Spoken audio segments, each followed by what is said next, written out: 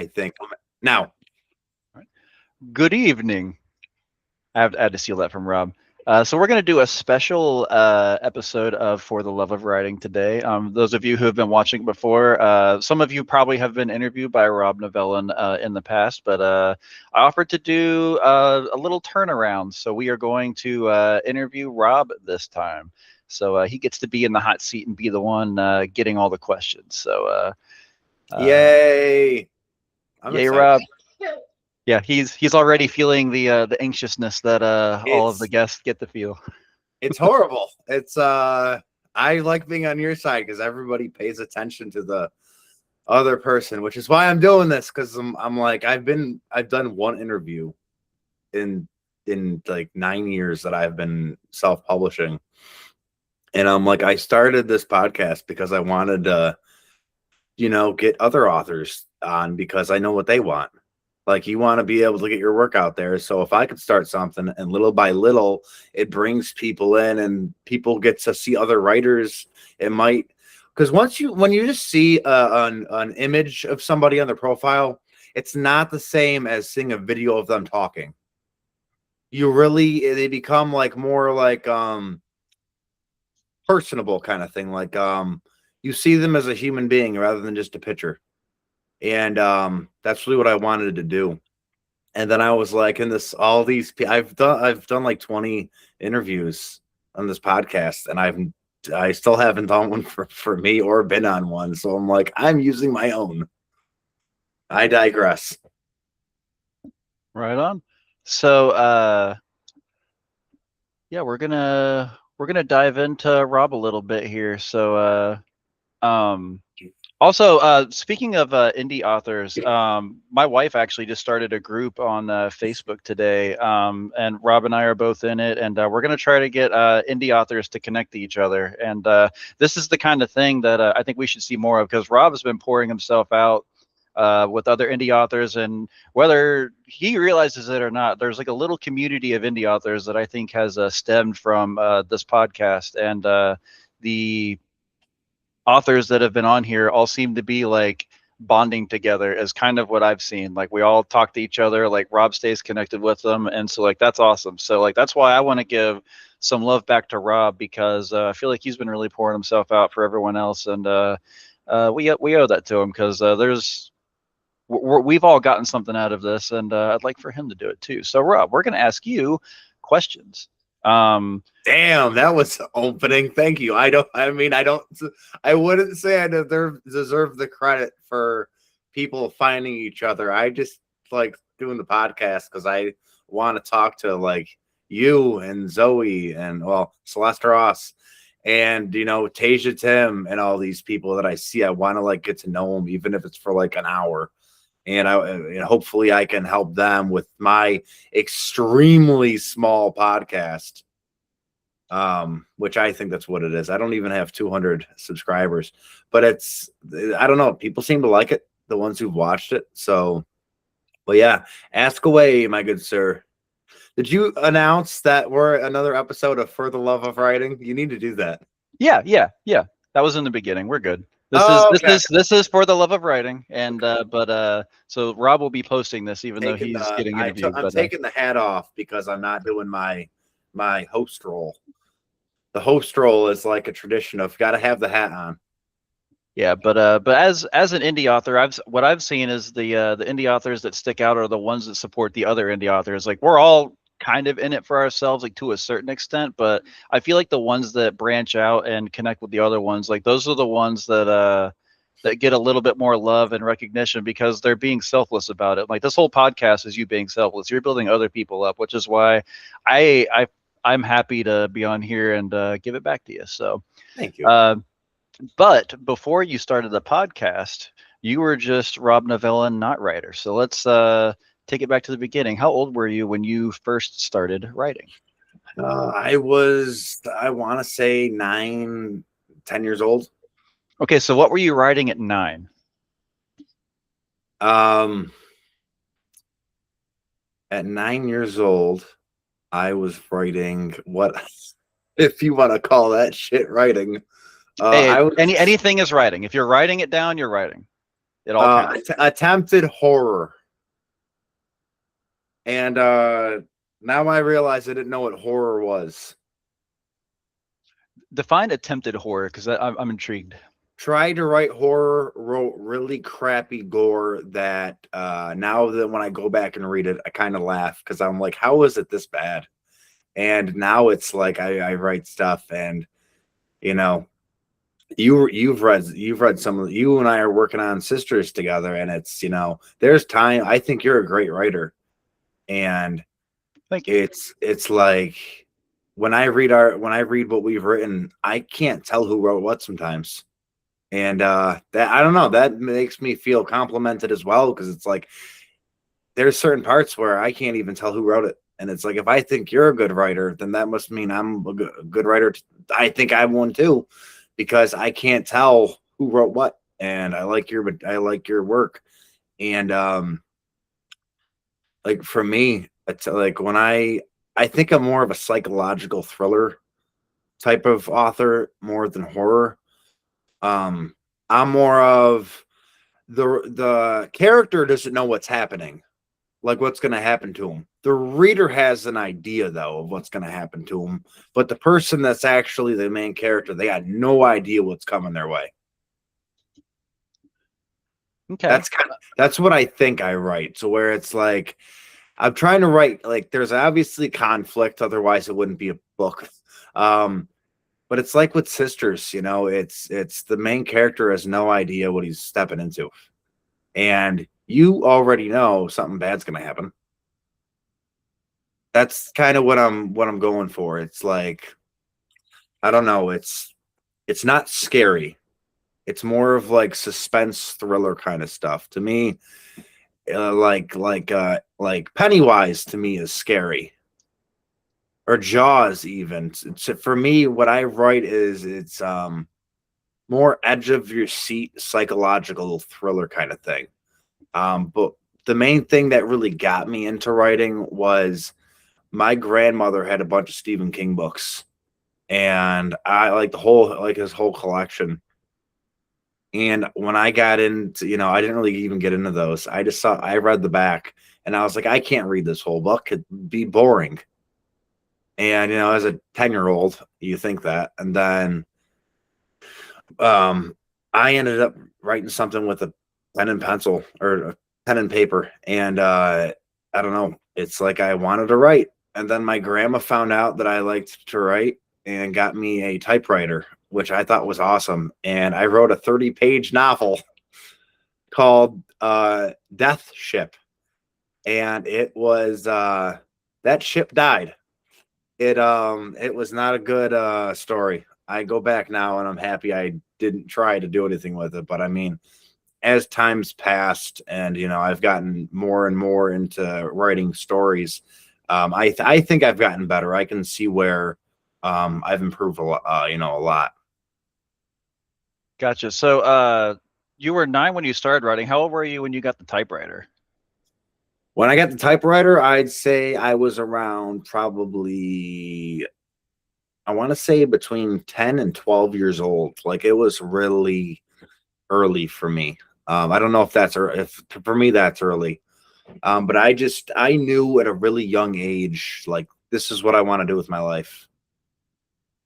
And I wish I would have figured it out that quick. I feel like I'd be a lot farther along with writing. I'm not that far along. Okay. Can I call you? You got more books than me. So I mean, what can I call you on here? Is it Thomas? Is it Thomas on here, or can I go? Yeah. We'll use the pen name, I guess. Thomas Hunt. That's what everyone here is going to know me as anyway. So okay. Thomas Hunt is a pen name, but yeah, I like Thomas Hunt. Rob Novellin. Rob Novellin is my birth name, and I go by it because everybody who writes tells me go by that, because novel is in my last name. So I'm like, all right, I guess it's meant to be. You were meant to be a writer from the time you were named. That's awesome. Rob Novellin, be over here, Novellin. It's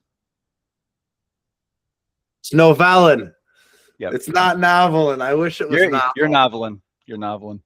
No, Rob Novellin. But that's whenever I think of it, or when I see your name, I always think of that. Like, oh, he's over here, Novellin. That's I But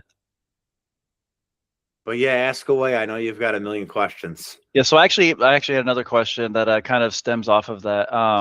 So you were writing like attempted horror, you got your typewriter. At what point does a writer become an author, like in your own words? Like, Honestly, and this might sound discouraging to some people. And this is just my opinion about myself. Everybody's different. I've written 6 books. You know, one of them's 140 pages and another one's 700 pages. Um, I wrote 6 books, and then I took the first 4 and said I'm not selling them. Like recently, because I was getting them ready for my next book fair, and I realized while I was going through them, had a lot of errors, a lot of issues that I just was too much to go through in a few weeks, and I really need to sit down and rewrite them. They're good. The stories are good. It's just I didn't give my all with those, like blood, sweat, and tears. I didn't pour my heart into them, and I poured my heart into High School Hell and into Christmas Fear and into Sisters. I don't think I really became a writer like to where I felt like a good author until probably Christmas Fear. So Christmas Fear came out in 2020. When the hell did that come out? I have it right here. I figured I'd bring it just in case. High School Hell, or Christmas Fear, I started writing in 2017 and I released it in 2024. I consider myself to have become what I think is a good author. When I was, I want to say 32, 33, and now I'm 34.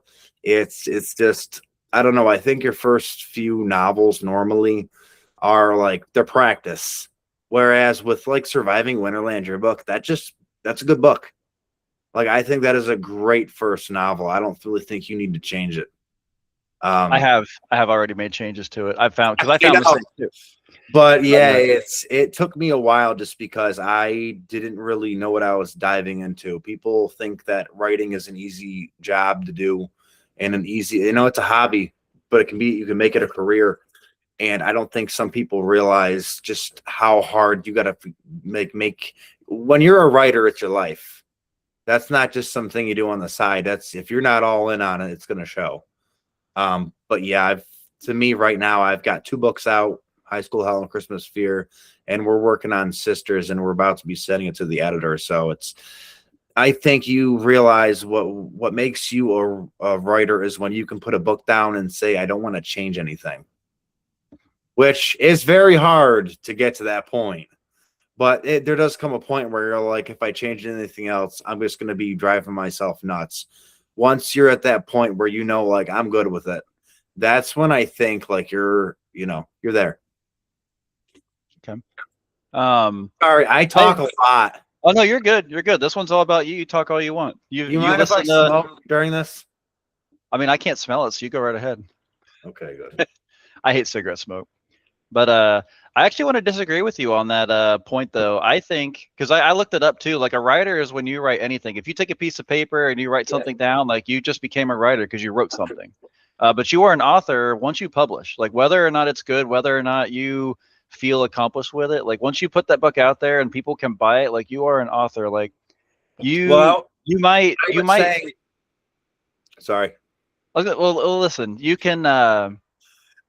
We're all going to beat ourselves up. We beat ourselves up when we're writing it. We beat ourselves up when we're done with it. I haven't taken my stuff down Yeah. to fix it, but I have modified Surviving Winterland a couple times. And there's actually someone doing an audiobook for another book I have out. And I just messaged her yesterday and said, hey, I know you're doing this audiobook, but I've just changed a couple lines. Like, can you do the new lines? And she was really cool about it. But like that's fine. That's normal. That you still did it. You still published the book. You are an author, and at no point will you ever be done learning. I think we're all So going to learn at different speeds, yeah. but So what I meant was because when you first asked me that question about how do you go from like writing to becoming an author, I did say in my own opinion, like for me, Like everybody's different, but I just for me those first four novels I felt like were practice, and I look back on them and there's not a lot of pride in them. It was more of like I was learning, and But these. you did it. You No, did I it. know. I mean, so. I'll say this: I think anybody could be a writer, but to be a good writer, I think that takes a lot of practice. And I think what makes you're an author once you can hand somebody a book and be proud of it, and not everybody's gonna like your book. So True when, that. so when someone says, "Oh, if someone didn't like your book, you're not a good writer," well, there's people that don't like Titanic, but it was a great movie. There are some movies that are bad books, and there are some good books that are bad movies. That is fair to say. Let me ask the next question, because that might change like where we're at here with this a little bit. What made you want to publish? So you've been writing this whole time since you were 9, but what made you decide, like, okay, like this one's getting published? Everything that came before this, maybe not so much, but what made you want to publish your first one? Uh, Or let me start with this. Did you know you were going to publish it when you started writing it, or did you write something and decide to publish it later? How did that happen? I knew I was gonna self publish on Amazon. My wife Amanda, she told me, my mom came in in my room with this just crate, this big crate of just printed papers, and I'm like, "What's that?" And she goes, "All the stories you wrote as a kid." And What? I was like 27, it may have That's been cool. 20, 25, 27, something like that. And um, Amanda starts looking through it, and she's like, "How old were you when you wrote these?" And I told her, I was like, "I was around like 10, 15 years old." And she goes, "For a kid that age, these are good." She's like, they suck. But for a kid your age, those are good stories. Like, you actually have something. And she goes, "I'd love to see what you can do now that you're, 10 years older." And I just, I had an idea in my head like a couple of weeks after she mentioned, because she said it, I'm like, why would I even continue writing? I'm not going to get traditionally published. And she mentioned KDP on Amazon, and I had no idea that was a thing. So I started writing, and I wrote a book called Manifest. And after I wrote that, I told her, "Can you be my editor?" And she said, "Sure." And she told me how long it would be to go through and edit it. She's like, "It might be a few weeks or even a few months." And I told her, I said, "Well, I'm going to write another book that's really short, like 90 to 100 some pages." And I said, "Edit that after you start editing Manifest. And hopefully I can get the shorter book out. And then once I get that out, you can finish Manifest, and we can get two books out the same year." And Nice. I sped through them. And I think that was a mistake doing that, because I really didn't give it my all. I didn't put, a lot of time into it. But Shoot was the first book I ever put out, and then Manifest, and it felt really good. Like, it really did. I was still learning though at that time, like really learning. And Amanda was learning too, just with like book covers and those designs and stuff. The book covers, hers get better every year as she does them. But for me, it's like, I don't know. I did know once she told me about, being able to go on Amazon and self-publish, I knew I was gonna keep doing it. Once I did the first book, I'm like, I'm gonna do this until I'm an old man, whether or not people buy it. I'm like, I'm still gonna do it. And this whole thing with For the Love of Writing and the book conventions that I'm doing now, and you see me on here and you think, oh, I'm doing great. Dude, 2 years ago, I was afraid to even make a post on my author page. Like, I was really bad, and I think I still kind of am, at like promoting and just getting out there in the community, like the writing community. It has been a very big challenge for me. Dude, I feel guilty making posts about my own stuff. Like, I know that's kind of what you're supposed to do, but like, just makes me feel bad. Like, I don't know. That's why I like what you're doing. You're pushing other people out, and then we have the indie author group now so that we can push each other stuff out. That way it's collective. Like, we're helping each other and not just being selfish about it. And that It feels better. it really does. Like when I post about, you and Celeste, I feel like I'm helping you guys. Even though I don't at the same time think I'm really helping. If one person sees it out of, a couple hundred who are gonna scroll past it and decides, oh, I might buy this book, that's a person that bought the book and they might tell somebody else about it. Yeah. It's word of mouth. What you've done, you might not have helped our sales. Well, maybe you did. I don't know. It's hard to judge stuff like that. But you read you read my book and you read one of my wife's books. And like what I loved about it is that you talked about us, or you talked about it with us the whole time you were reading both of them. Like Yeah. that is awesome. Like that. It's you know this already. When someone reads your book, sometimes you don't even know they're reading it. Sometimes they don't review, which again, those are things you don't do. But like you had a conversation with us about it pretty much every day. Every time you read something, you had something to say about it. And that is awesome. That back and forth was like the coolest thing probably with my book, just like watching you get excited about parts and getting invested in the characters. And even like you were talking with me about like the Blood Oath, and I was getting excited too because I've read that book and I helped her edit it, Yeah. and I was invested in it too. It was really cool.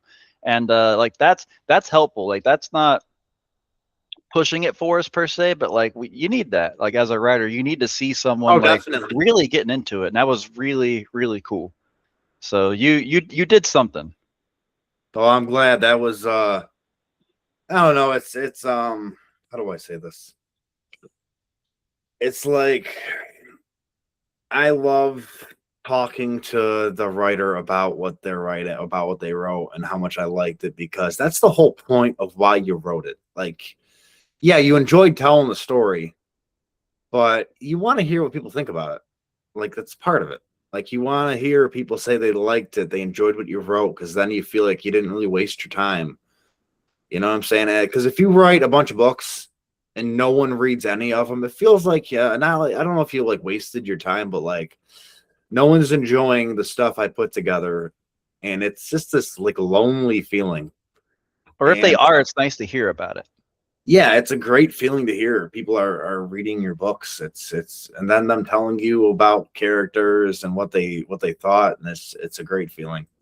Um, I love it.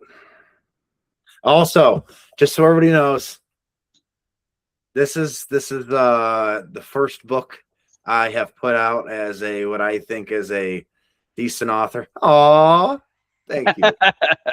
And then I this got is mine. and then this right here is my trigger warning one.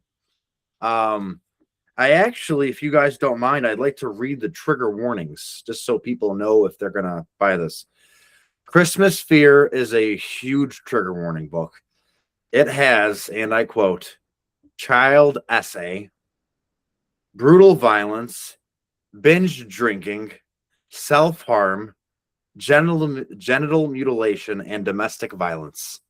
Um, that's for people that don't have a weak stomach. That book. And mine will be arriving tomorrow. I can't wait to Wow. figure. I wanted to read it before we did this, just so we could talk about it and have uncomfortable conversations. But maybe it's better that we didn't. I don't Just know. so you know, chapter 3, man, is where it gets brutal. That's pretty early. I like the books that get going really quick. And just we mentioned her already too, like Flesh and Flame by Tasia. I got Oh, a okay. That's I in got an my work. autograph That's in copy. my work bag. I bring it to work and read it. Her book is You're so reading good. it right now, yes. Oh, I love it. Yeah, I am a little Yeah, over this 100 pages in. this book is amazing. But you said chapter 3 is where it gets good. My favorite thing about Flesh and Flame is that like chapter 1, you know where it's going, you know who the characters are, and it just goes. And like you know this already. But once you get to the end of chapter 1, like you're already like in it. You can't read chapter 1 and not keep going. I love the pacing of that. That is She glorious. had me at the first page because of her writing style. It grabbed me, and then you find out this guy has a crush on this girl who's going into a bookstore. I think it's a bookstore. and you just start getting hooked on it. And then once they're, I'm not going to give anything away because it's her book. Once you're in that place where the people in the bookstore are in, while the thing's happening, you realize I'm in it and you love it. It just, the second that happens, it's like, holy shit. Like, she has me in the story. It's a great feeling.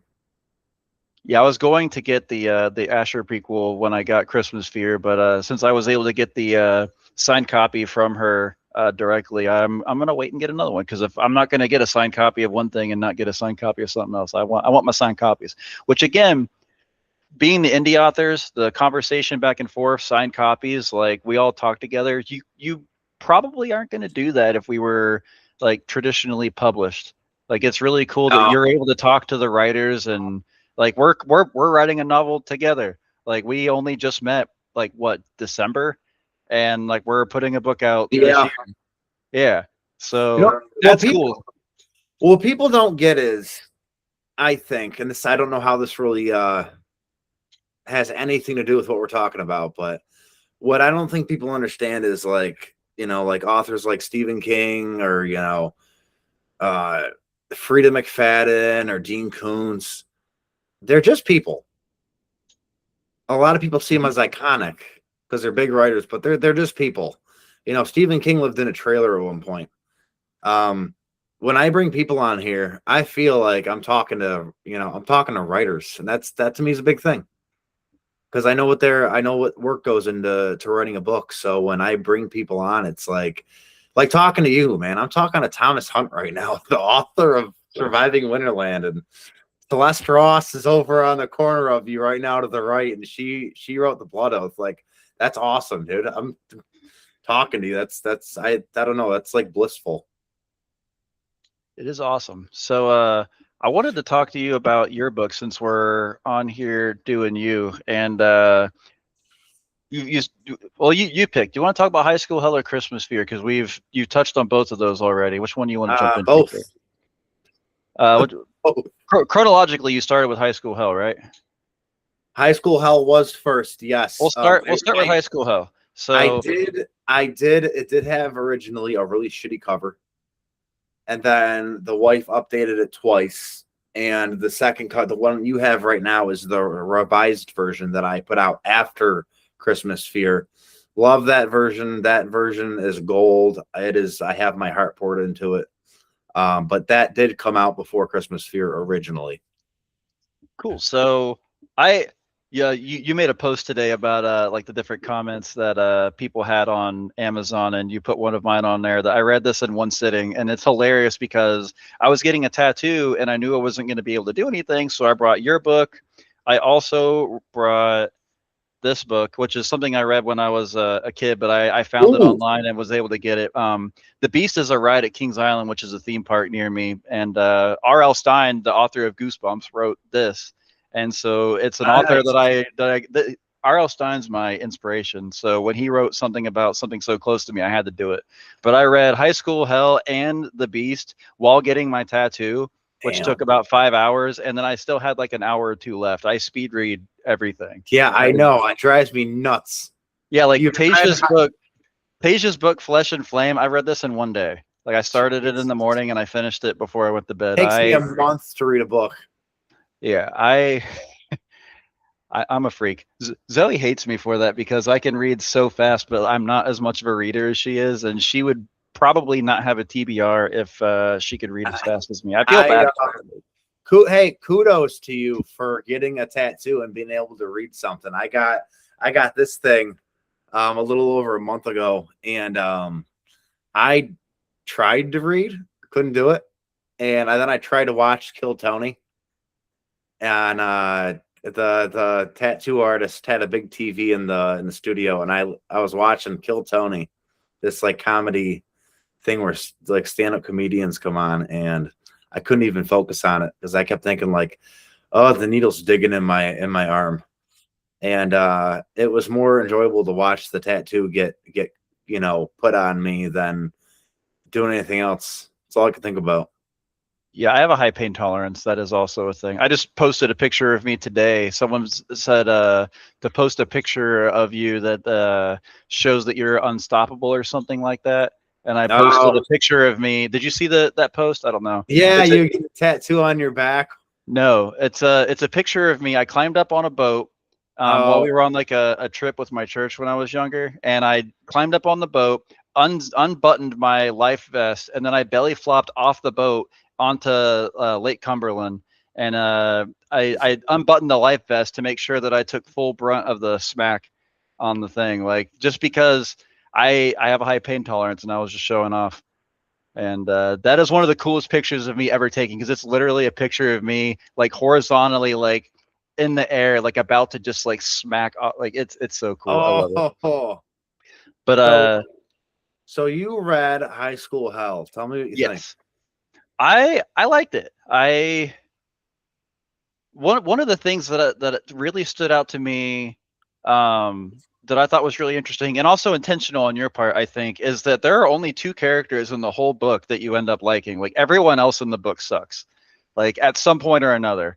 The parents, it's fun because at first, like you really want to hate the dad, but then like once something happens, I won't give details away, but then it kind of flips, and then like the main character, the guy starts off like really close to his mom, but not so much with his dad. But then it flips, and he starts bonding with his dad. But now his mom is not happy about like what's going on, and like it's hard to like either of them with how they went with that. But the two main characters, the guy and the girl, they I love both of them, and it's so cool because he just felt so alone, and then he found like his companion, and just watching their relationship form and get like try to cope with everything that's happening because they're getting bullied like constantly, like really bad bullying, and it's how they bond, which is sad, but I love both of those characters, and she reminds me of Jessica from Surviving Winterland, like so bad. Like I think if they went to I the can same see school, that. those two would be best friends, I think. I had Um, somebody yesterday who was telling me what they thought because I had one of my neighbor's best friend. She read High School Hell, and she said to me the stuff that happens to the kid, the main character. She goes, "Is that stuff based on your like high school like career?" And I said, "Very much." I said, "Most of that stuff really happened to me, the bullying." that's And intense. and the dad in the book, that dad is based off my father. My dad was a lot like that. There's a lot of dads out there like that too. That's what's rough about it. Like it's a very relatable book because you feel what the main character is going through, and yeah, you just you feel it. I don't know, like you're really in there, and you like knowing after the fact that you went through some of the things that the main character went through. Like it's just rough. It's heartbreaking. Like I hate that you had to go through that to write this book, but it it it was a really good read. And again, like it was awesome that he found someone to help him with. When her fighting the bullies is great. I love just how, Yeah, because she's a strong she female has a character. I love it. she has a backbone, and Steven doesn't. I He love does it. not have a backbone at all. And she totally just says however she feels to his bullies, even when they're bullying her. And what got me to want to write that book was I'm sitting down one day thinking, what's the next story? And I thought I want to write a series like Goosebumps, but for adults. And I thought about names for like weeks, like what should I call it? And finally I thought Sleepless. And then, I thought of High School Hell while I was writing it. And I thought, I was bullied severely in high school, like really struggled with it even after graduating. And I thought I want to get all my pain out in a book. And yeah, I think I did.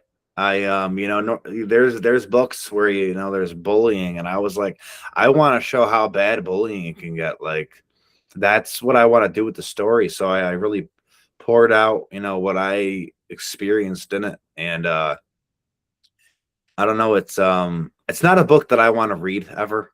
That's my own book. I know people don't really read their own books, but it's not something I want to sit down and read again. Like revising it was hard to do because it's brought back old memories, but it's one of those books where it's like for me, I wanted it to make you feel like a coming of age kind of thing, but also like the high school experience for the kid that didn't really have any friends. And just, I felt a lot of people could really resonate with it because a lot of people were bullied in high school and some people worse than me. And I was like, what if somebody reads this and at the end of the book, everybody gets their karma. Some people Very worse, much so. some people worse than others. Like I, because I'm going to be putting this up for free on Amazon and within the next week or so, just to, give it away for free for a little bit, kind of like you're doing, which it inspired me to want to do it. Nice. I don't know. I'm going to give this away. It's the first book where the devil's the anti-hero for a little bit. He's almost like you don't like the devil, but at the same time, there's a part of the book where you're like, yeah, kick some ass.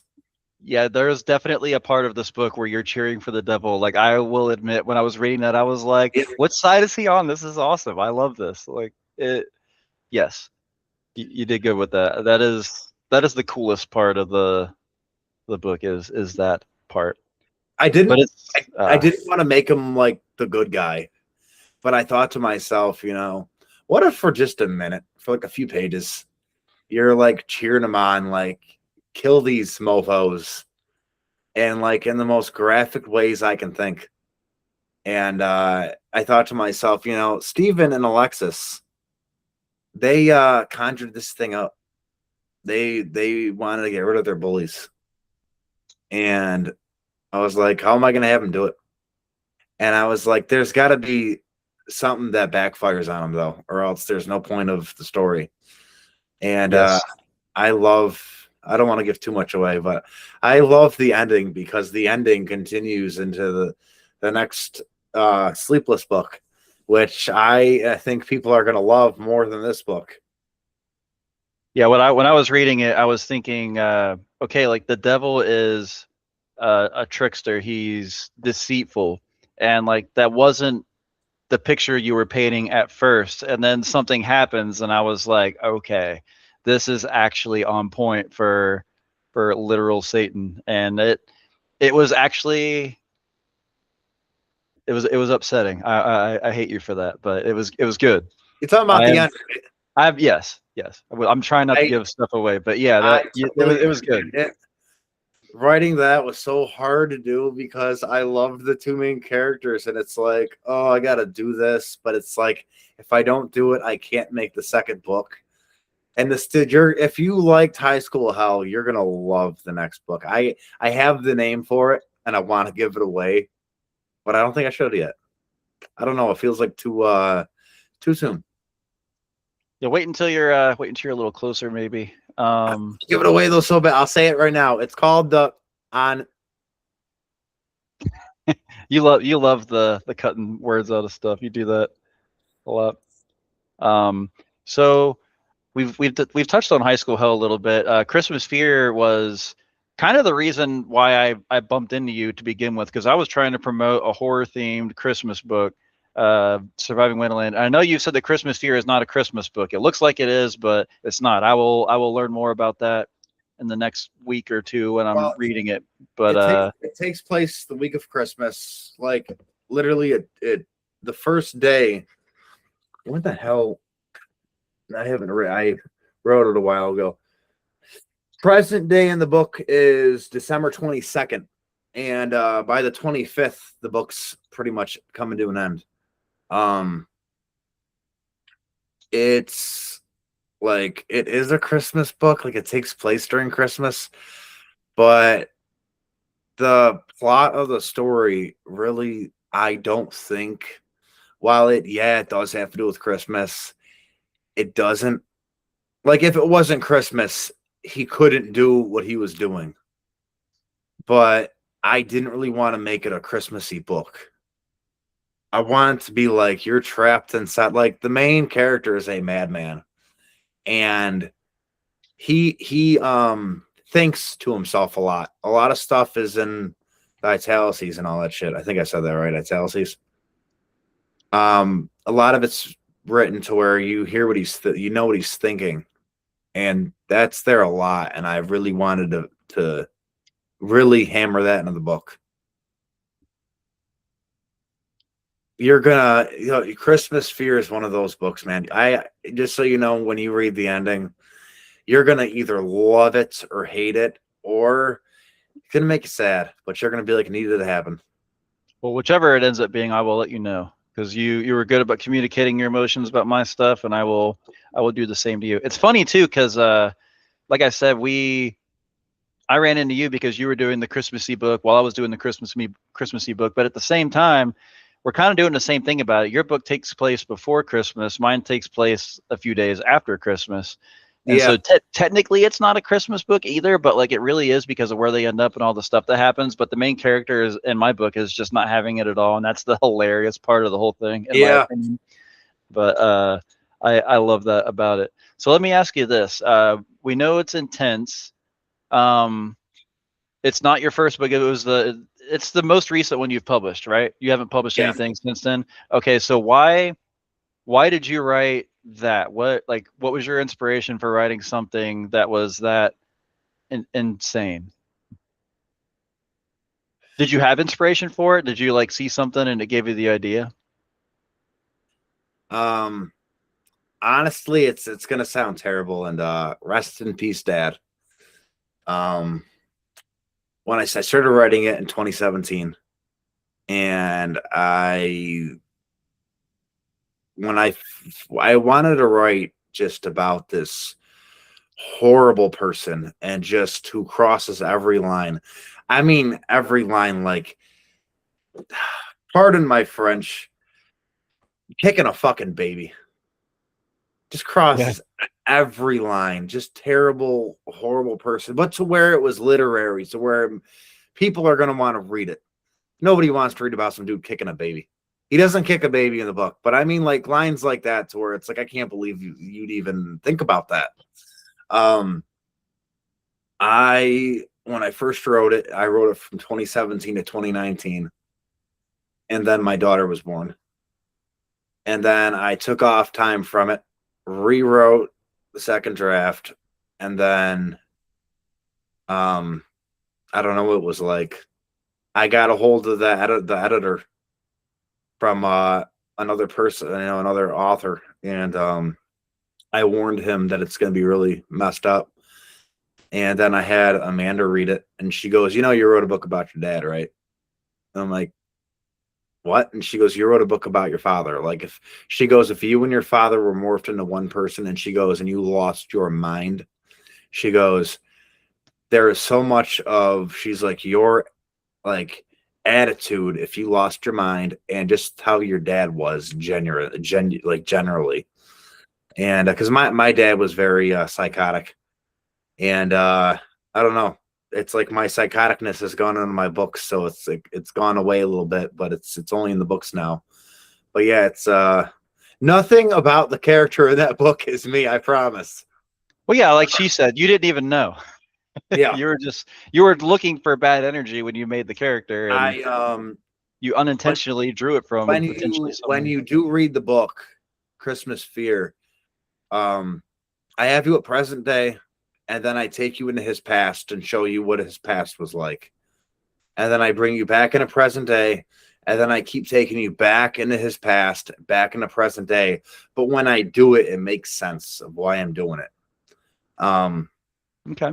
he hallucinates a lot, and he even has a nobody seems to get this when I tell him this, which I think you're gonna love this part the most about the book. He has a talk show that he hosts that he's the guest on, called the Joe Namath Show, and it's where he goes to talk about his next projects, and the audience is psychotic like him, and they cheer him on, and It's kind of where he goes to feel validated and justified. Huh. I It's have like to a laugh about this right now because we're on your podcast right now talking about your plans for the future, and that's just hilarious to me right now. I just had to laugh about that because that's so funny. But it's not you. It's not you. no, no. I'm nothing like Joe Namath. It is funny. Though the one thing that really is in the book a lot is his drinking, and it's because I'm 5 years sober, and I really wanted to put in what an angry drunk who has lost his mind, what that's like, because I kind of can get in that headspace, and really I thought to myself, like, I can write something that only alcoholics might understand, and I can also have like the anger alcohol fueled, and just I don't know, it's like reading the book, you'd think just a madman who's it's Christmas time and he wants to ruin other people's Christmases. But I make it to where the main character, turns what he's doing into an art form. It's like when a new actor is putting a movie out and they're like on the red carpet talking about what this new movie's about, how much work they put into it, how proud of it they are. Everybody should go see it, how great it is. I want to do that with him, with the things he was doing. It's crazy. I am excited to read it. Like I said, I should get my copy tomorrow, and I want Oh, to. you're gonna lose your shit. Yeah, You're, and unlike with like having to get the signed copies from Tasia, like we are going to hook up for promoting the book that we're doing together, and we're gonna have to sign each other's stuff because you have an unsigned copy of Surviving Winterland, and I do not accept that. yeah, what the fuck? We're gonna fix that. I will personally fix it. We're not too far away. We can make that happen. Clarify. Clarify. Yes. Hey, that's in the book. That's in the book that we're The going to do. okay, so for everyone that doesn't know, that's kind of an inside joke kind of thing. Celeste Ross was asking me something about either a text or something, and or no, about a review that I wrote, and you thought she was talking to you, and I was like, no, she's talking to me. I wrote a review, and you're like, oh, I guess yeah, she's talking to you. And I was like, yeah. And you went, well, clarify. And I just died laughing. I was like half asleep and I just died laughing. Clarify. That's so So funny. I put Thomas Hunt in Sisters. I'm not this, I don't think it will give anything away because it is in the book, but it's not giving nothing away. You work at a donut shop in the book, and you say at one point, clarify. But it's supposed to be funny. Like I think Yeah, it's kind of I like it. We've put a few fun things in Sisters. I know yeah. no one knows about Sisters except my wife, and I guess I don't know if has Amanda read it yet? Or No, no, she's waiting until it's finished, right? yeah, she wants to wait till after the editor goes through it and Okay. and then read it, because if she goes through it and sees a bunch of errors or things that need to be fixed, she's going to start bringing them up. Where she wants to go through it once the editor's gone through it, so that she can just read it like it's what we're putting out. Yeah, I don't want to give a whole lot of plot stuff away yet, because we haven't talked about that yet. But because we're doing a collab, I thought it would be fun, or we both have decided it'd be fun to put some fun stuff in there between the two of us. Like you put the part in there about me because we kind of agreed at one point we were gonna like crack on each other in the books. Yeah, you I made fun of me for being a smelly garbage man. That was great. it was hilarious though. It was tasteful, but but That was. also I'll go ahead and say this. There's a part where everyone's sitting around like campfires telling stories, and they tell a little bit of the backstory of the characters. But I thought it'd be cool too if we practiced our short story writing. And two of the stories that they tell, one of them is related to a book that I wrote, which doesn't I've only written the one, so it's pretty obvious what it is. But also, you mentioned shoot earlier in this interview, and that is in there too. So it was really cool to like put something of both of ours in there, but then also have the collaborated Yeah, story in there too. That's one of the coolest things I think that we did with that, they're because we just each got to telling put our thing in there. they're just telling campfire stories, and two of our books are in the campfire stories, but like 150 words worth of book. Like I'm just summarizing it out, and then they tell their story. That's all I'm gonna say. How They how Let me ask you this first. How hard was it for you to shorten like the book down into a short story? How did that feel? It was very easy, honestly, because it's a very short story. It's like it's a novella, so I just got right to it. Like two brothers went skydiving, and while they were in the woods, blah blah blah blah blah. Like they got stuck in this tree, and they're calling for help, and then these two guys show up to help them. Nice. And for me, it was fun because there was a lot of different takes I could have done with Surviving Winterland to put it into a short story. And I took an Yeah, interesting take on it that you were still reading the book when you read the short story that I put in there. And you were like, hey, is this a spoiler? And I'm like, no, it's just me giving information that wasn't even in the original. And I yeah. thought that was interesting because there is some peeves that people have had with Surviving Winterland that I didn't elaborate on, but I did it intentionally because I didn't think that Wait, elaborating on it in the story what about peeps? the character that I will not name, but like backstory on them. But I didn't feel like it fit into the theme of the book as it was, so I leaned into that a little bit with the short story that we put in the Sisters, just to elaborate differently and make it just a little bit different. I feel terrible asking this. I forgot the main character's name from Surviving Wonderland. Oh, David Davis. David Davis. There we go. David Yes. Davis. Very original. Yeah, most of the characters from that book I Yeah. named after someone, but yeah, I Oh, wanted okay. to give him a dorky name just because David it was Davis. funny. Yeah, his I initials are DD, and his sister's name I made her Danny just because she's also DD. So it's kind of a funny thing I did there. dude, But her name was actually not based off of someone I knew. I had to give him. I had him have a little sister, and I was thinking, oh, what's a good little sister name? And I immediately thought of Hocus Pocus, and so I went with that because his little sister's name is Danny. That's Oh why her yeah, name that's is right. Danny. That's right. Yeah. I Oh man, I love writing books. Oh, it's so much fun. Man, when do you want to give plot for Sisters? Should we tease anything in here? That way, people that get to watching this episode get a little taste of what's going on. I don't know. What do you think? Yeah.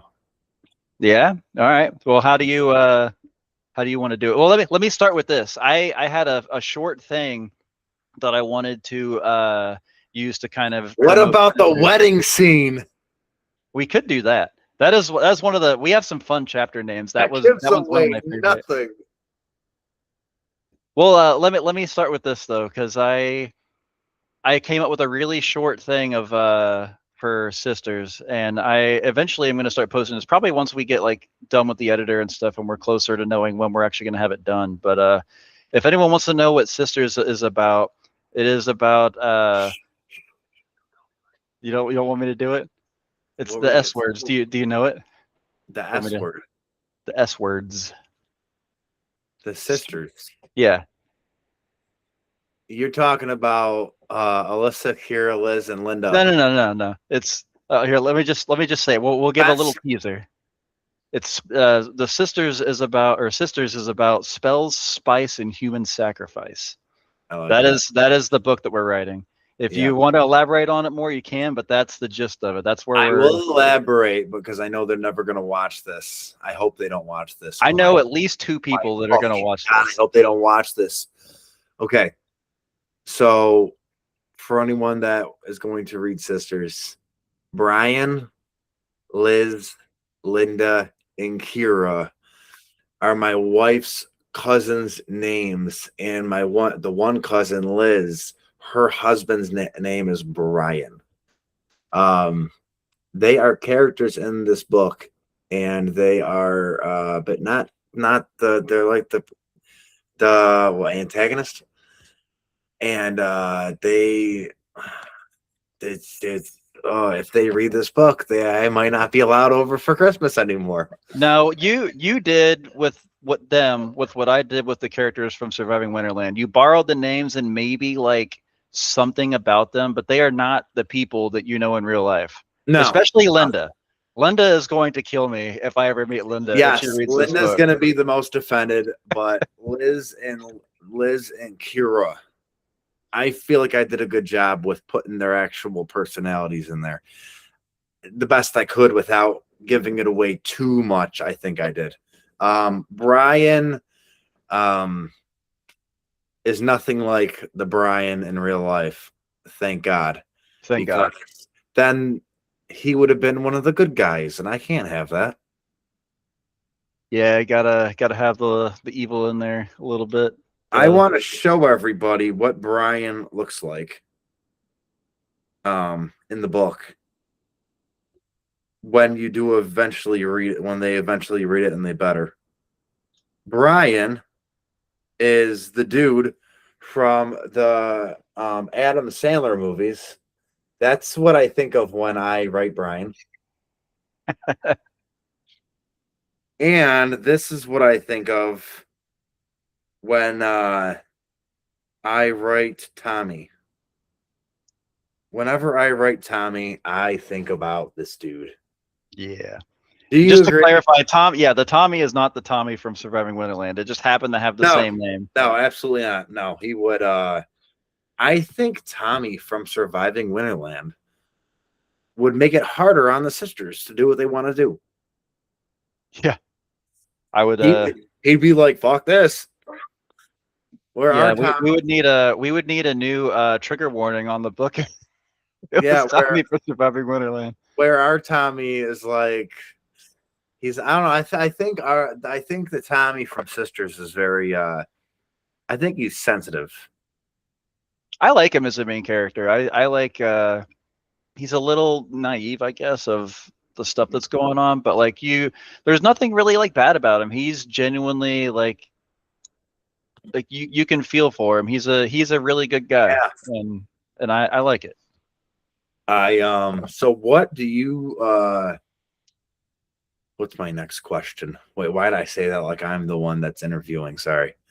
You were Uh, asking about sisters probably. Because what's this is totally unscripted. We're totally going off script with the sisters right now. yeah, The book. we weren't supposed to do this, but it's okay. It's fun. Yeah, and What I keep calling it the sisters because Rob changed the name to sisters after. I still have my dude, folder this for was the supposed to sisters. be a gothic horror. That's what's the sisters. When I first started telling you about it, it was supposed to be like a gothic horror where they're at this like some kind of like commune where it's just the sisters, and the house that they're in is shaped like it has that pointy witch top to it, and it's like an old broken down looking house, and there was not going to be a dad. I did Huh. not have that originally. And as we started writing it, it just completely changed into something that I did not plan on writing, but it's gotten better than what I planned on writing. Yeah, so we'll do this. When you approached me with the idea of doing the collab with the sisters at the time, and so you already had the characters, you had all that stuff. I just kind of took it and ran with like different pieces of it and helped you like build some stuff. But there was like it was originally from it was your idea before you ever even told me about it. Do you want to elaborate on what the idea or like where it came from? You can say no. I don't I know. know I have what it no is. problem telling you. Um, so whenever I would go over to my wife's cousin's house, I feel like I was in a different world. My wife would act different. Um, not in a bad or good way. Um, I was a bit of I had trust issues from my last relationship that I kind of brought into my marriage a little bit when in the beginning. And I don't know, her sisters, not sisters, her cousins all have this tight bond. Like they're really all about family, which I like.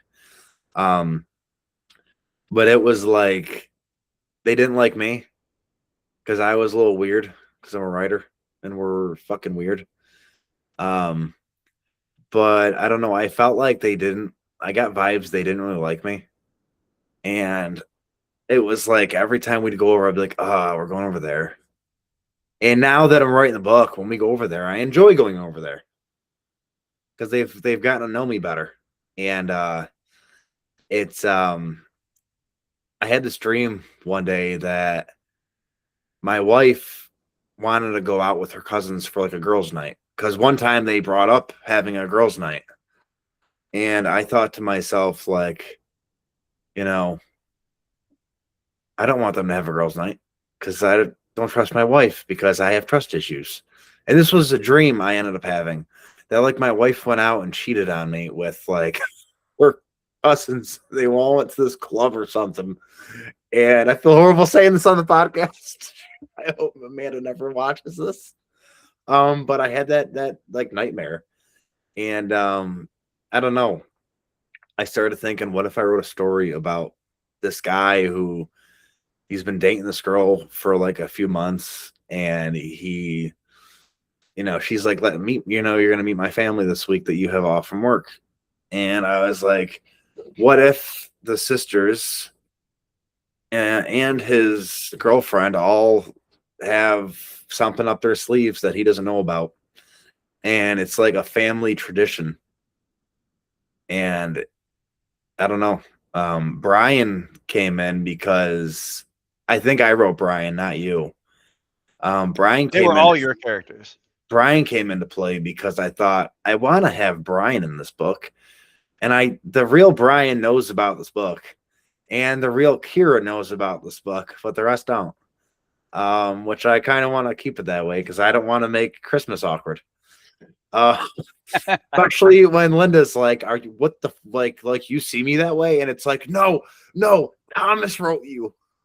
Yeah, I'm going to die if I ever meet Linda because of You well, here's the thing. You wrote her personality, but I wrote her personality as well. But it was like when you're writing a book with somebody, I've noticed, at least from what I've experienced with you, and just doing this novel, when you're working on a book with somebody, they might decide how the character is going to act, but then you continue it as you're building, and then you get to write how they are as well based on how the other person wrote them. And it's a lot of fun because it's like they start taking their own form, and no matter who is writing them, whether it's me or you, that's the same person. So they're doing the same stuff because we both have in our heads how they are and their personality. And that's what I like about it. Like we know their personalities, even though they're not real people. And it's like I feel like you and I could go and write spin-offs of each character, and they'd kind of be the same. The personalities, at least. I think they'd all kind of be the same, which I love that. Yeah. What was fun about the thing with Linda is that we started off, we were alternating writing chapters, and you wrote chapter one because it was your idea. I wanted you to start off, kind of give me like where it was all going and everything, and then I just kind of play off of it. But you had one text message from Linda that I read that, and my dirty mind just took it and ran. And then like her whole character is based off of that first introduction of her, and that's where it all came from. And it was like you didn't even mean it that way. You were like, wait, what? And I had way too much fun with it. And now like I can't think of Linda and not that what? Okay, yeah. So that thank you for reminding me because I was actually going to mention that. So the original idea was yours with the dream and the her going out and you not knowing what was going on, and so you made the character do that. But you what was it that you said the original setting was? You said it was like a For sisters, yeah or for the sisters. yeah for your original idea before I It even was knew about gonna it. be like he was gonna he this pretty much this girl he was gonna meet, Like the and location. oh, the location. Yeah. It was gonna be in Border County, in probably Hushed Haven, like it is. Which Border County is a fictitious county that I made up, and I made 9 different towns in that county, and I just wanted to make that my universe. Hushed Haven is where Sisters takes place. Um, but But yeah, it when I wasn't in the was cabin originally. no, it was in like this hut, not a hut. It was like a small house, but it had like one of those pointy roofs to it. Gotcha. So that was the original idea you had, but then after you approached me with the idea, my wife actually took me with her to her work's Christmas party, which happened to be like a cabin in the middle of just freaking nowhere. It was a nice place. It wasn't like completely isolated, but I remember thinking about your idea when I was in that cabin and driving back at night in the middle of nowhere, and I was like, man, like if something happens, no one's gonna know where we're at, and like just we were just coming from this cabin, and then I was just thinking about it on the way back, and when I got home, I like messaged you about it, and then I I pitched the idea of remember the that. cabin. Yes, and What if? that's when What we. if? What if? What Zoe was trying to do, or oh my god, what if what Celeste was trying to do was her boss said, if you give us a sacrifice or an offering, your husband, we will give you a raise and you will become the president of this company. I So mean, they're and all massage therapists, so it wouldn't have been really hard to do. we're gonna bring this cabin. She's We're all dying gonna back there. give you massages with happy endings, and then your soul's gonna be sucked out of you.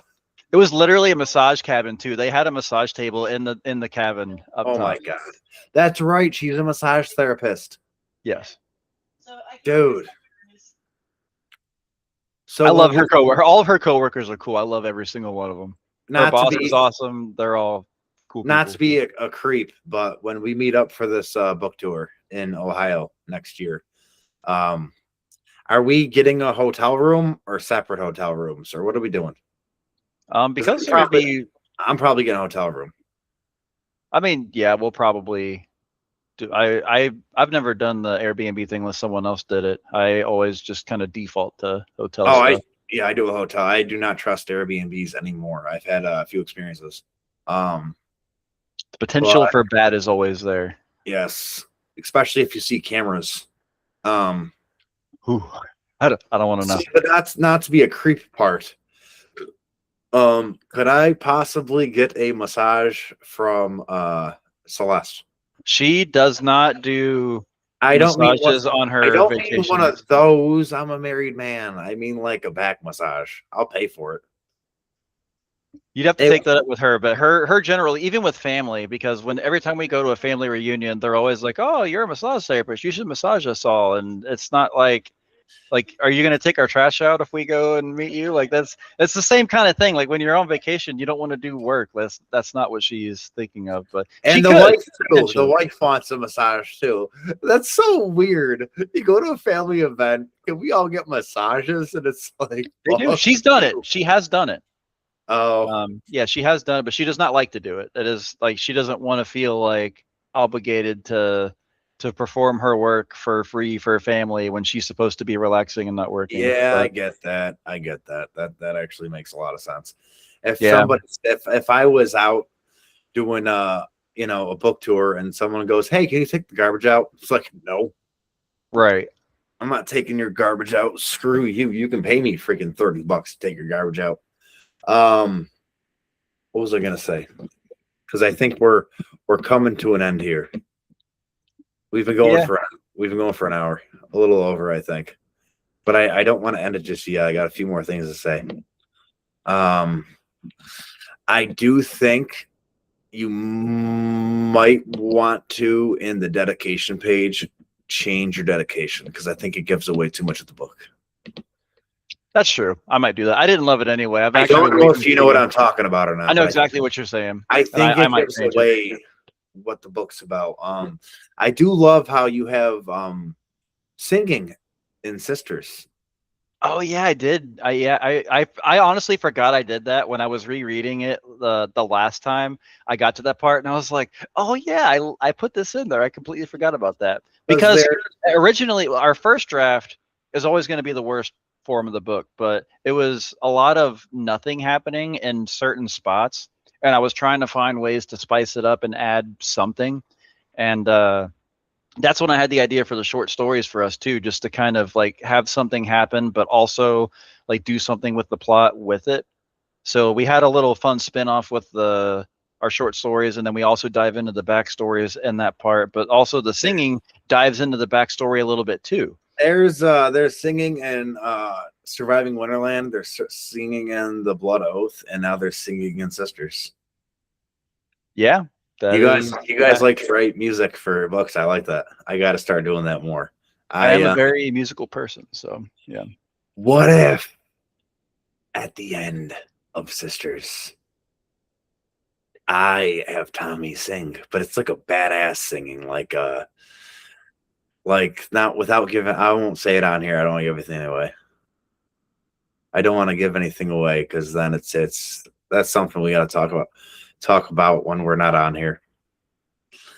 I just think it'd be badass if he like I don't know. What if like they're trying to like just not sing, but that thing where you repeat the same thing over and over again without saying the word. Um, what if they're trying to do that and he starts singing, but while he's singing, he's just like, I don't want to give anything away. Never mind. I'll talk to you about it later. It sounds Surviving Winterlandy. the way It you said does it. actually. It does. That's I hilarious. oh, dude, I can't believe Sisters is coming to like an end. That was fun to write, man. I can't believe we like. Just so everybody knows, Sisters is written. I think even the second draft is written now. I'm just reading through it. I'm almost done. I'm on chapter 10. Yeah, 10 now. It's not a lot of chapters, but the chapters are long. Most of them. But yeah, it's this is the book. Sisters is the book I'd say I'm most proud of.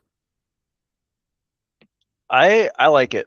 I I don't know if I like it more than Surviving Winterland, but it is definitely something that I would enjoy reading if I wasn't the one that like wrote it. I am really happy with how it turned out. It was really it's so cool watching it take shape, and it was really fun writing it with someone else too because there were just different things happening, and it was also cool too to have the help with figuring it all out and just taking the idea that you had and just kind of running with some of the details of it and just watching it take shape was just Yeah. it's so cool. I cannot wait for people to Now read it and give I have input on it. I have a question. Because I feel I can't be the only one that feels this way.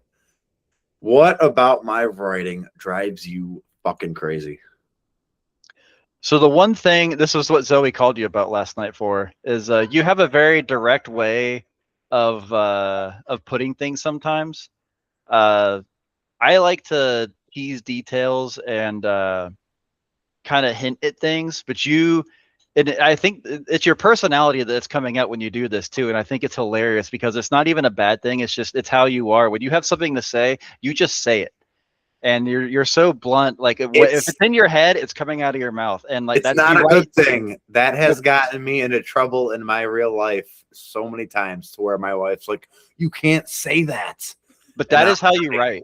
I And just did, and it's yeah, 'cause I've burned a few bridges in my time to people close to not close to us, but just people who we like had relationships with. If they're like doing something that's really pissing me off, or I see like I may or may have not a few times in my life been like, "You're being a piece of shit," and Amanda's like, "You can't say that to this person," and it's like too fucking bad. Like something that I caused my wife to lose a job because she had a job on a college campus while she was going to school there, and she went on break and wasn't feeling good, so she went to lie down in her dorm room, and I was in the dorm room while she was working, and she comes back to the dorm room crying her eyes out, and I'm like, what's wrong? And she says that her boss was just swearing at her because he told her go on break. And then once she went to go on break, he said, "Why are you leaving your station?" And she's like, "You told me to go on break." And he started flipping out on her. And so when I found that out, I called the restaurant she worked at and asked to talk to the person because I knew his name. And I started flipping out on him. And I'm like, I'm like, you don't fucking talk to people like that. And then she grabs the phone from me and starts apologizing to him. And that just pissed me off because I'm like, why are you apologizing to someone who's mean to you? And I've met this guy. He's a total dick. Like, he's a micromanaging asshole and just, he's like a dictator as a boss. But I told her I'm going to drive you back to the restaurant and I won't say a word to your boss. I'll stay in my car. And I started driving towards the exit of the school. And she said to me, "Where are you going?" And I said, "Well, I'm taking you back to my house, my mom's house, because you don't work there anymore." And she's like, "What are you talking about?" And I'm like, "You're quitting that place. Like, you get treated like shit there." I'm like, "You're not working there." And her boss started calling her phone as we're on the highway. So I picked the phone up and I pretty much told him, "You're an asshole. Have a fun time getting that shift covered." And I told her, I was like, "I make enough money." I'm like, you can find another job." I'm like, "I'm not worried about money. Just, you're not working at that place." I'm like, "You're not happy." And that the guy told her, "Well, you're fired." So she got fired because of me. But I couldn't help myself. When someone's being a prick, I love telling them they're being a prick because they deserve it. And that's just how I've always been. So when I'm writing a book, I'm very direct. I don't see it as a weakness or as a skill. It's just how I've always been. But what now that you have picked on me? Well, let me comment on that first, because Wait yeah, a minute, I you need wanted to tell you what yeah, no, you need to give it back to me. I owe you that. But I I am most comfortable around people like you that speak their mind, because I am used to people hiding things and being secretive and backstabby Oh, and whatever. And what I like about people like you is when you speak your mind, I don't have to worry about it. Like, you're so forward about what's on your mind. I appreciate that. Like, there's oh, very clear, like, I appreciate that. And yeah, with like my neighbors, we told them on the third when we had that on the third we had that early 4th of July party. Um, they thought we were mad at them because we didn't respond to them the day before. And they're like, "Were you guys like mad? Are you guys? We thought you guys were mad at us. You like wouldn't text us back." And I told them, I said, "If I'm mad at you, I said I'm gonna come over to your house and I'm like, we need to talk." And I'm like, I am not one of those people who I'm not gonna respond to them. I'm like, no, if I've got something on my mind, I'm like, the moment I think of it, I'm like, whoever I'm thinking of, they need to know how I feel. And shit needs to get so like, I'm not that person who's gonna come over to your house and like beat the crap out of you because I'm mad. I'm gonna come over and be like, "Hey, this shit's on my mind. We need to talk."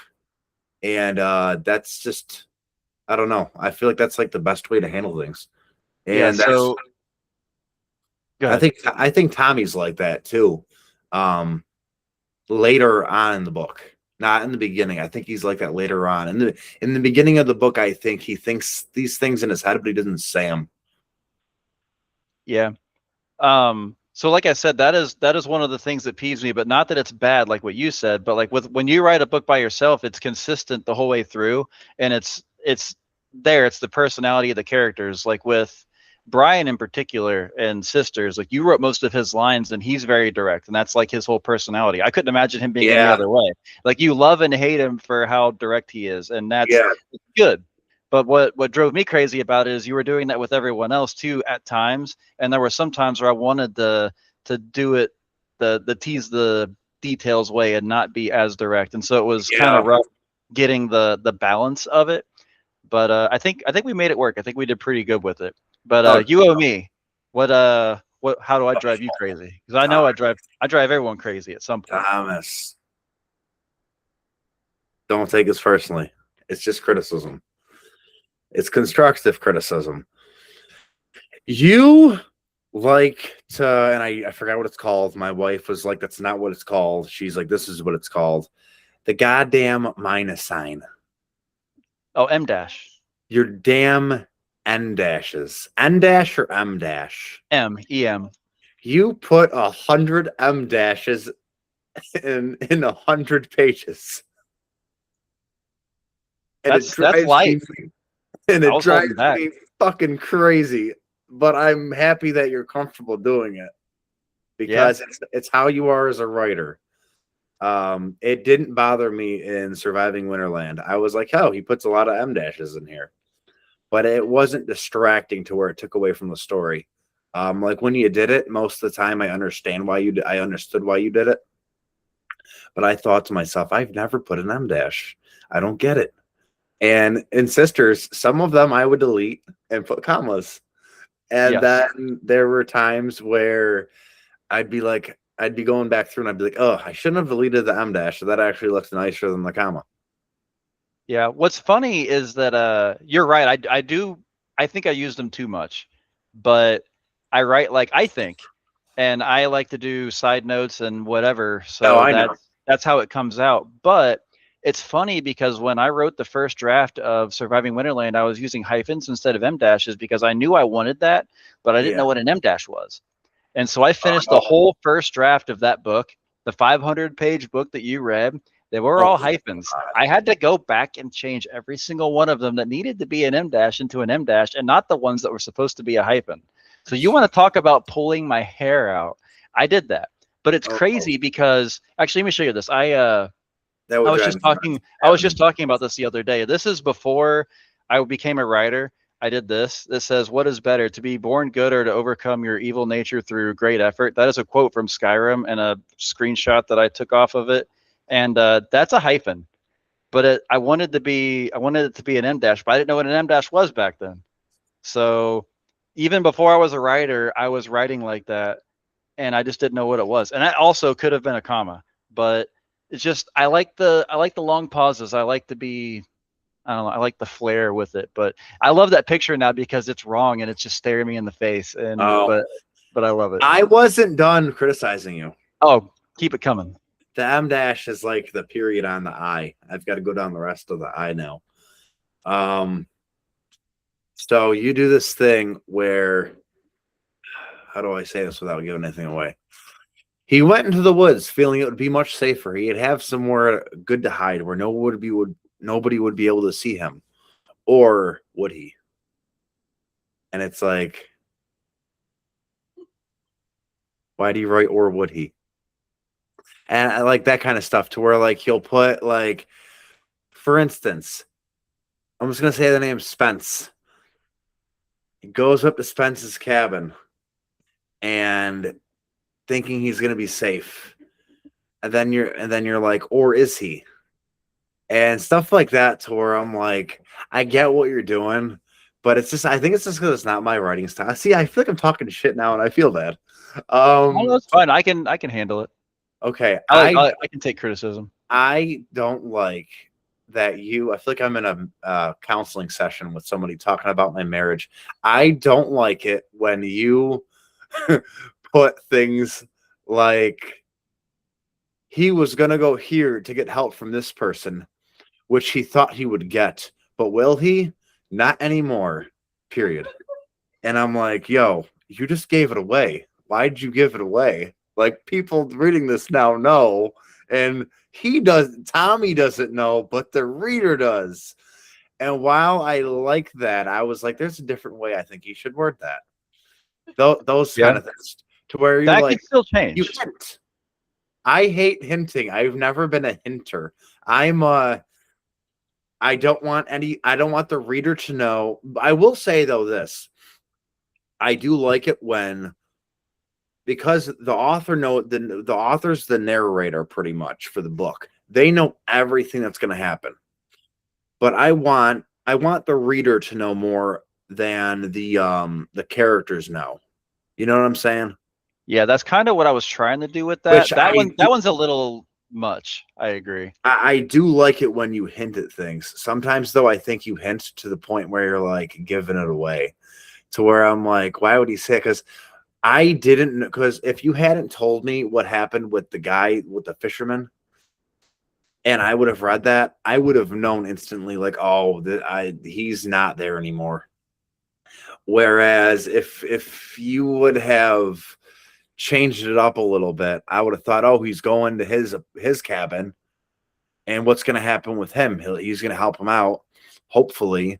What if this guy's also in on the family's, secret? And that suspense wasn't there for me because you put that he might not be there. And so I deleted that. That's fine. Okay, thank God. Whoo, I was worried because I deleted that today. Yeah, one of the things that I'm trying to do that I kind of did with Surviving Winterland a little bit that I want to do with this is I like to end the chapters on like cliffhanger, like something. Yeah, if not a cliffhanger, then at least something that makes you want to keep going. I don't want to end it on just like a flat line. I want to have like, I don't know, I guess you could say I want it to sound cool. That's why I was kind of weird about like the end of the prologue. Like I wanted it to be like to lead in somehow. And there's a few other things too, like the one that we were talking about the other day, where like right before it was another end of a chat. I don't want to give away the scene because well, you said wedding already. The last line before that, I wanted it to end on with that really umphy whatever. And I like doing that. It feels good. Wedding. I know. Oh man, it's good. The wedding was so good. I love the ending. I can't say anything about it right now, but I love the ending. There was two parts of this book that we wrote, or that I wrote in particular, that like just came to me and they were just running through my head, and like I had to write it ahead of time because it was so cool, and I felt bad because we were taking turns. But I want to say something, and I don't think it'll give anything away. Try it. You can always edit it out if it is. I'll say it slowly so you can tell me to stop if it's too much. Okay. So he's in the woods, and that thing that they gave him to make where he is in, like, it's not really his reality, he's not in reality. And all of a sudden he's in his apartment and he's like, what the hell? Yes, that scene. And then he all of a sudden the apartment, everything becomes like freaking, and then he's in this warehouse. Don't give everything. But okay. Yeah, that whole. But I'll just say this: the boxes turn into water. I love it. And then that was one of the things that was like in my head, and I had to write it down. It was just so cool in my head, and I wanted to see if I could write it as cool as it was in my head. And I like how it turned out. I read that part to Amanda, and she goes, "Did you write that?" And I said, "No, that was Thomas." And she goes, "It's really good." She goes, "It's you feel like you're being waterboarded." Yes. Like not the readers being waterboarded, but the character and the readers just going through this just freaking just this mind fuck with the main character. And you're not having to experience it. He is, but because you're reading him experiencing it, it's like you feel it. You can just see it all happening to him. And it's like, damn, if this was a movie, this movie would be fucking nuts. I want this book to be a movie. That scene where he's going through all that once they start, once the wedding's over. It's like, if that was a movie, it'd probably be a 3-minute scene of him going through all those things. Oh yeah, we'd make it even longer. Do even more with it. There's so much potential there for just craziness. I loved it. I like it though. I like it the way it is though, because it's yeah. I don't think we need to add anything. I think it's perfect. That's what was fun about, like, because you gave me the 2 ideas for stuff we could write. It was the witches and the other stuff, and I'm so glad we went with this one. This was so much fun. Just like the magic just opened doors and we could have fun with it. And yeah, that was hard to do though. For anyone who is gonna read this book, the most difficult thing we had was like they could do whatever they want, and no matter what he does, they can make it to where it doesn't happen. How do we even make that work? And why? Because I thought to myself, wait, if they can, have these powers to do these things, and I won't give away what the powers are, then why would they even have to have him come to this place? Why wouldn't why wouldn't she just do it at his apartment? That's the fun thing about stories is when you're writing it, you're going to overthink it like that, and you're going to Yeah. the reality of it is that things could be much simpler. Like even in Surviving Winterland, they don't have to do the things that they do. They could just off them real quick. But there's this whole elaborate thing that kind of Yeah. has to happen for the sake of plot, and that's what's always going to happen with the story, and that's what's happening with Sisters is they have to do this because if in reality he was in that same situation, it would go very quickly, and there wouldn't be a fight. But if there wasn't a fight, there wouldn't be a story. So Yeah. you have to play on that, and there has to be that buildup. And So I think we had to, fun with that. to wrap this up, if you're looking for fucking spells, explosions, crazy fucking weddings, Spells, magic. blowjobs, and eat outs, Yes, that's in there. and just fucking hallucinations that just make your fucking head spin, and naked people that aren't really naked, and milk that just shows the fuck up. Looking for sisters. I don't think I gave away anything. I don't know. I think you might have gave him just enough to be either intrigued or terrified. We'll let That's them decide. either way is good. Intrigued or terrified. I oh I love man. I love this book. It's not even done yet. Like we haven't even sent it to the Yeah. editor yet, and I already love it. I love what we've made. I cannot wait to hold this thing in my hand for real. We That's have she said. yes, yes, that is what Linda said. She No, don't say that. No, don't say that. No, because if she listens to this, she's gonna be like, I held what in my hand? nothing. It's a good book. It's a good book. But yeah, it was And there's spice in it too. I there wasn't originally a whole lot of spice, but we kind of went back in and added more. Partly because my wife was reading through it, and that's what she thinks some of at least the female readers would be into. So we catered to that a little bit, and we had fun. she just wanted to see how bad we were at writing sex scenes.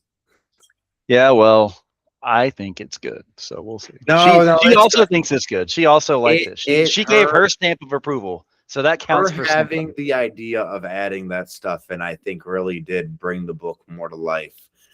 Because it's part of the plot.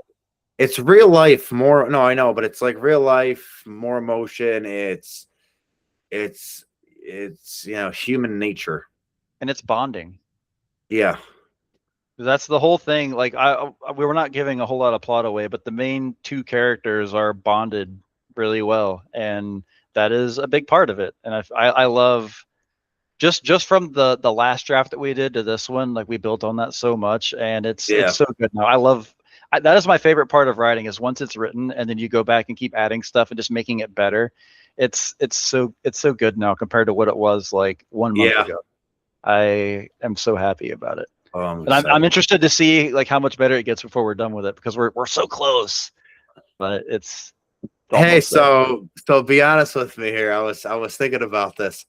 What if we just once a week did like a 30 minutes thing where we had a podcast together aside from For the Love of Writing, where we talk about our favorite books or our favorite horror movies? What do you think?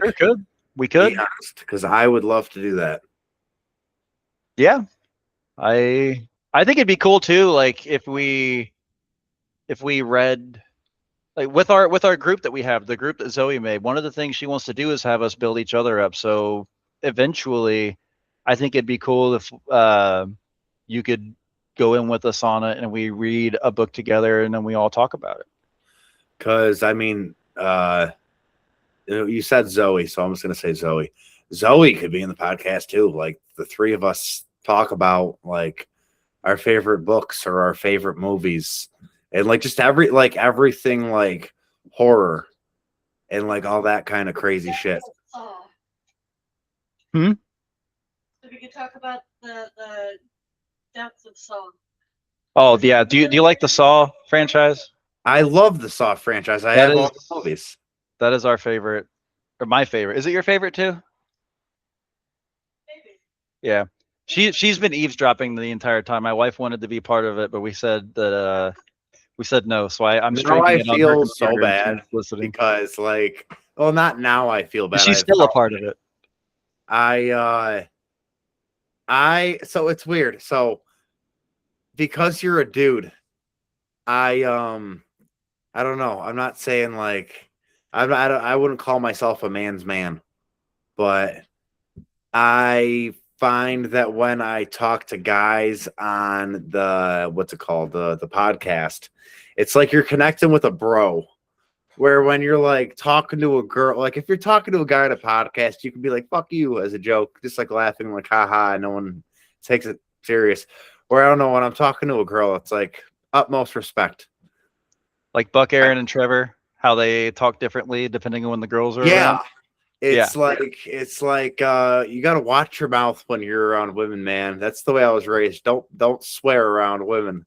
Where when I'm around my guy friends, it's like say all the shit you want. That's fair.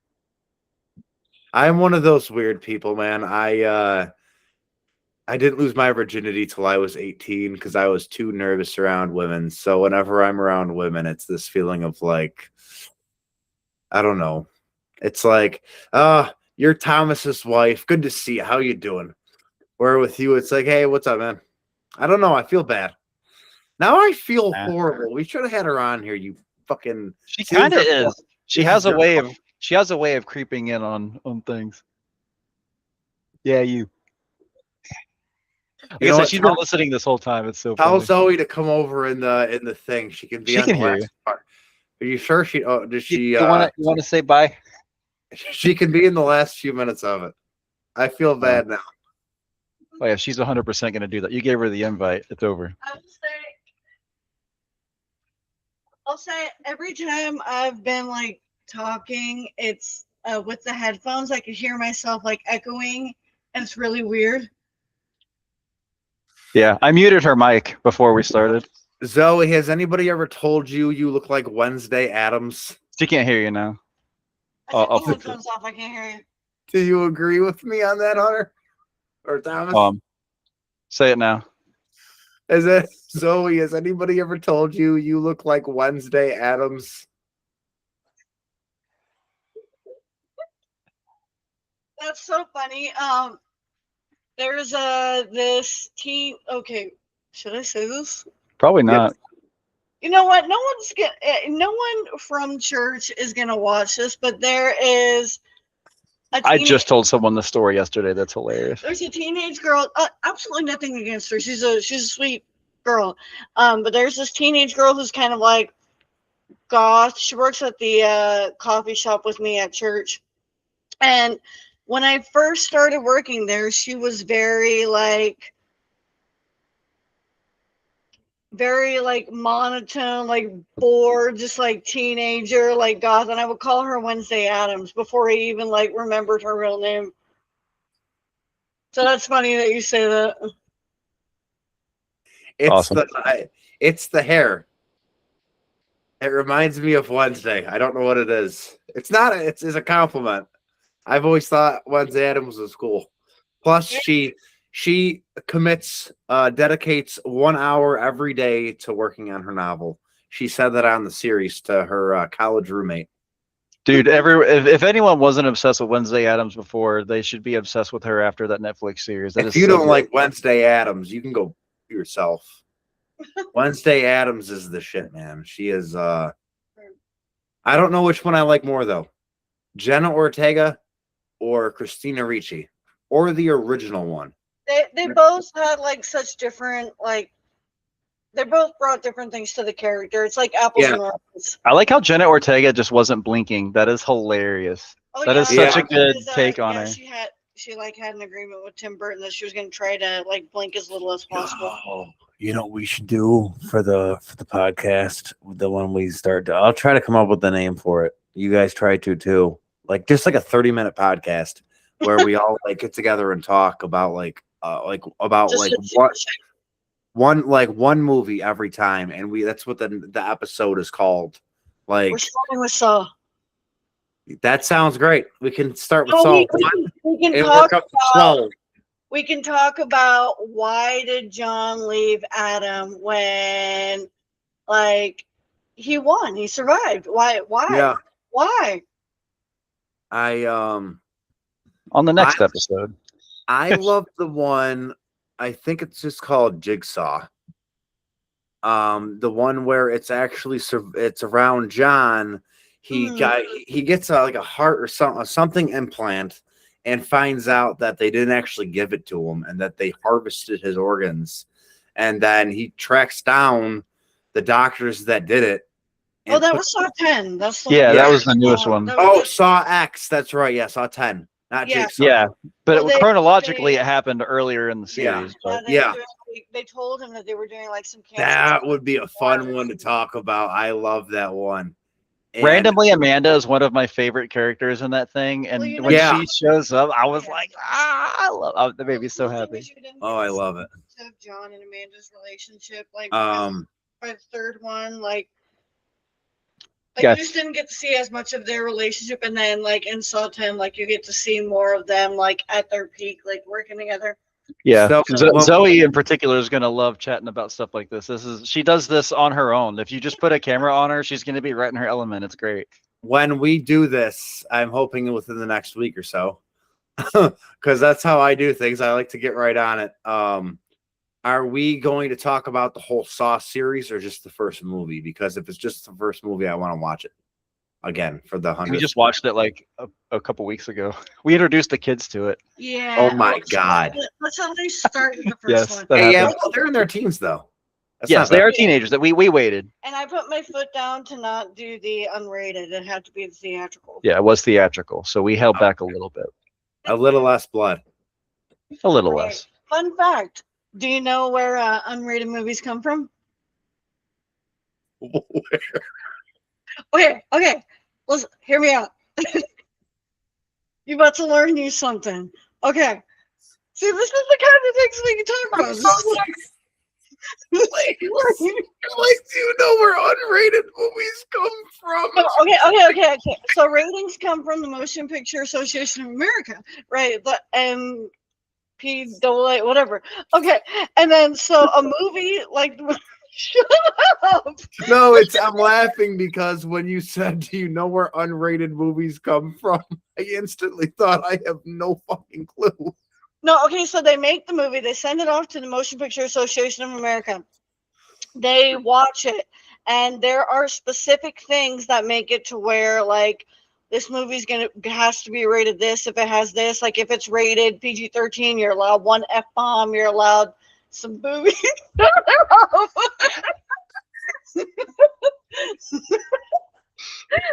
He's not even saying anything. I just can't get over because when she said, "Do you know where they come from?" I didn't even have an answer, and I thought the answer now should be so fucking simple. I was debating on answering with a sarcastic answer, but I decided against it. Okay, so they make the movie, they send it off to the Motion Picture Association of America, and then they watch it, and then She can't even breathe. And if they can't decide what to rate it, it's no, unrated. okay, and then so a lot of movies they actually do not want to be rated NC-17 because if you're rated R, then if you're rated R, then kids can see it as long as they have a parent. But if it's rated NC-17, you have to be an adult. So it is it's the most restrictive. It like the least amount of people will be able to see it. So a lot of times if they send it in and then the Motion Picture Association of America says, well, okay, at where it is right now, it's NC-17. And then they'll say, well, we don't want it to be NC-17. We're going for rated R. So they have to actually clean it up in order to make it meet those rated R standards. So then the rated R version is what gets actually officially the final rating from that, and that's what goes in the theaters. And then the unrated is what it was before they cleaned it up, and that's why it's unrated, because that is not the final version that got the official rating from the you know what I We've been talking for over an hour and she can't breathe. That is so funny to me. We've been She's been in here talking for like 3 minutes. We've been talking since 8:15 p.m. It's 10. Oh, it's almost 2 hours. That's crazy. Yeah, that's mean? what Well, happens, that's where man. unrated movies come from. I love this.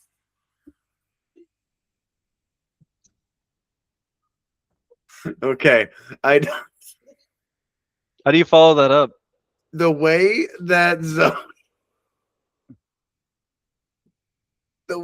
Zoe, because she's standing up, ducks down when she's going to talk into the microphone or whatever she's talking to. Yes. There's a scene from Shameless. I don't know if you know what that is.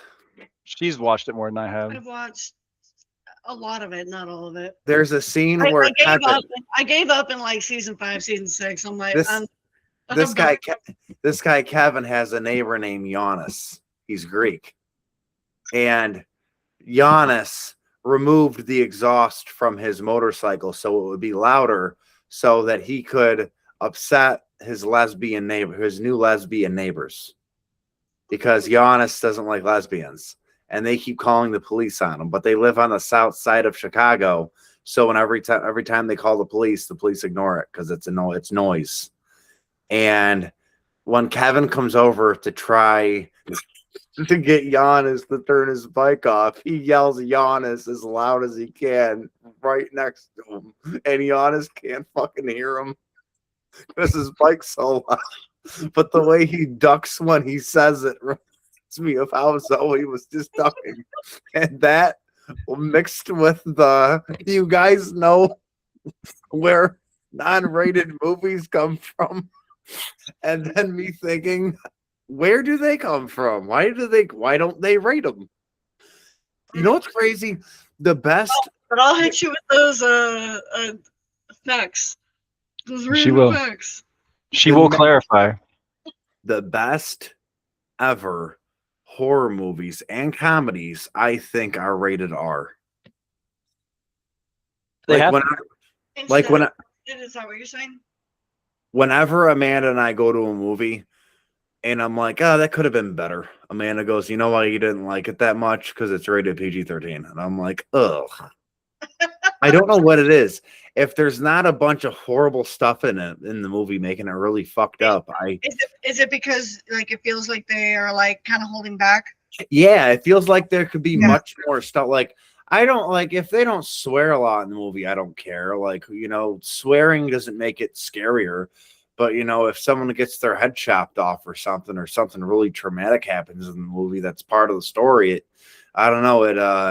A dude running down the steps with a chainsaw or something and, falls on it and it cuts his body in half. I kind of want to see that. And Texas Chainsaw Massacre or something if they had that. Like the good guy who's trying to get out of the Sawyer house grabs the chainsaw. He's running down the steps with it and he falls.